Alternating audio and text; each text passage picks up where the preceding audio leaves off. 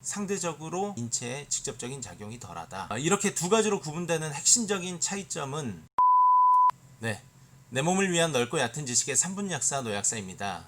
오늘의 주제는 생리식염수의 종류입니다. 약국에 오셔서 생리식염수 구매하신 적 많이 있으실 텐데요. 이 생리식염수에도 두 가지 종류가 있습니다. 하나는 일반의약품 생리식염수이고요. 또 다른 하나는 의약외품 생리식염수입니다. 일반의약품이라고 하면 보다 인체에 직접적으로 작용하고 뭔가 치료 목적으로 사용되는 게 아닌가 이렇게 여러분들이 느끼실 수 있을 텐데요. 맞습니다. 그리고 의약외품 생리식염수는 상대적으로 인체에 직접적인 작용이 덜하다. 좀 더 자세히 살펴보도록 하겠습니다.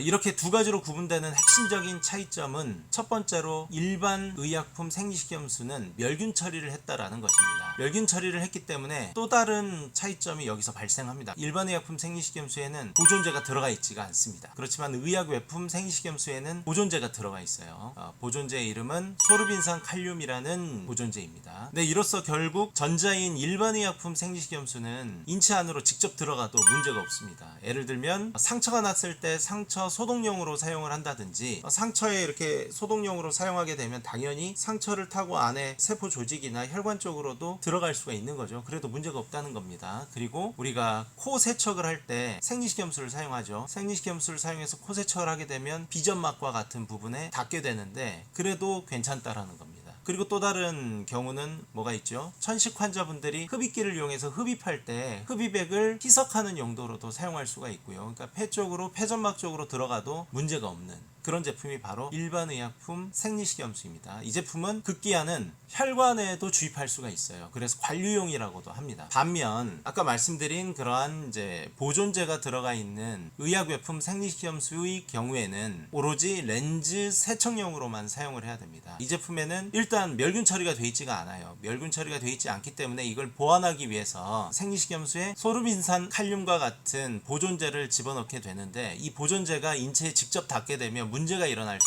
있다라는 겁니다. 부작용의 가능성이 있다라는 거죠. 그래서 렌즈 세척용으로만 사용을 해라. 그렇다면 일반 의약품 생리식염수를 가지고 렌즈 세척을 하면 어떻게 되나? 물론 할 수는 있습니다. 그렇지만 상대적으로 오히려 더 좋지가 않습니다. 소르빈산 칼륨과 같은 보존제가 미생물 증식을 억제하기 때문에 렌즈 겉면에 닿아 있는 오염물질 혹은 세균을 더 잘 세척해 준다라는 거죠. 그래서 오히려 렌즈를 세척하고자 할 때에는 의약외품 생리식염수를 사용하시는 게 더 바람직합니다. 그리고 마지막으로 한 가지 더 첨언을 드리자면 이 둘은 유통기한의 차이도 있는데요. 보존제가 없는 멸균 생리식염수와 같은 경우에는 길어도 하루 이틀이에요. 무조건 3일째는 버리시는 게 좋습니다. 미생물 증식이 금방 이루어질 수 있기 때문이고요. 보존제가 있는 의약외품 생리식염수 경우에는 일주일 정도까지는 여러분들이 재사용이 가능합니다. 그렇지만 역시 빨리 버리시는 게 좋죠. 우리가 정수기 물을 떠놓고 며칠 뒤에 그걸 마신다고 생각해보세요. 굉장히 찝찝하죠. 생리식염수가 비점막이 됐든 폐점막이 됐든 혹은 상처가 됐든 우리 인체 내로 유입이 된다라고 생각을 했을 때 이게 며칠이 지난 상태이다라고 생각을 하면 사실 상당히 찝찝하고 좀 불안합니다. 그렇기 때문에 웬만하면 생리식염수는 빠르게 사용하시고 남는 것은 버리시고 새로 구매하시는 게 좋겠습니다.